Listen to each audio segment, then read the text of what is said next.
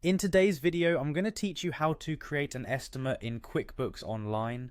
Whether you're new to QuickBooks or just need a quick refresher, I'll guide you through the process step by step to ensure you can easily and effectively create estimates for your clients or projects. Let's dive right in.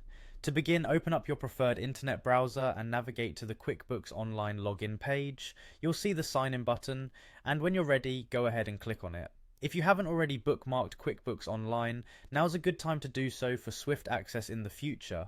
Once you've clicked on Sign In, you'll be prompted to choose your preferred version. Make sure to select QuickBooks Online to ensure you're taken to the right platform.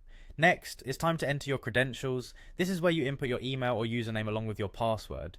Be sure to check that your credentials are accurate, as this ensures a smooth login process. Once you've double checked everything, click on Continue. After logging in, you'll find yourself on the QuickBooks Online dashboard.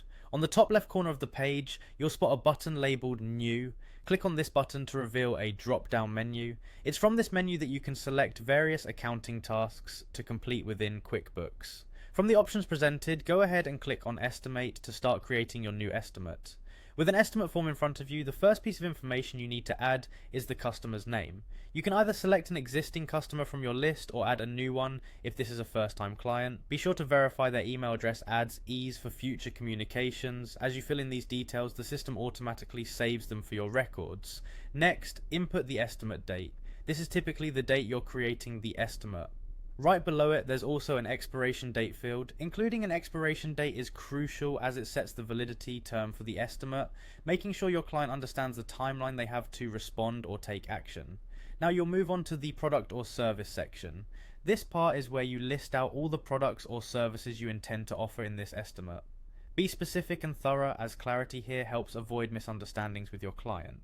If there are additional documents or visuals that need to accompany your estimate, such as design drafts or legal terms, locate the attachment section and add these files accordingly. Once everything is filled out, check your details and click on Save and Send. This will prompt an email draft to pop up. From here, add a relevant subject to your email and personalize the body of the email message if necessary to better suit your client's expectations. Lastly, simply click Send to deliver the estimate. And there you go, you've successfully created and sent an estimate using QuickBooks Online. Remember, estimates are non-posting transactions, which means they won't impact your accounts until they're converted into invoices.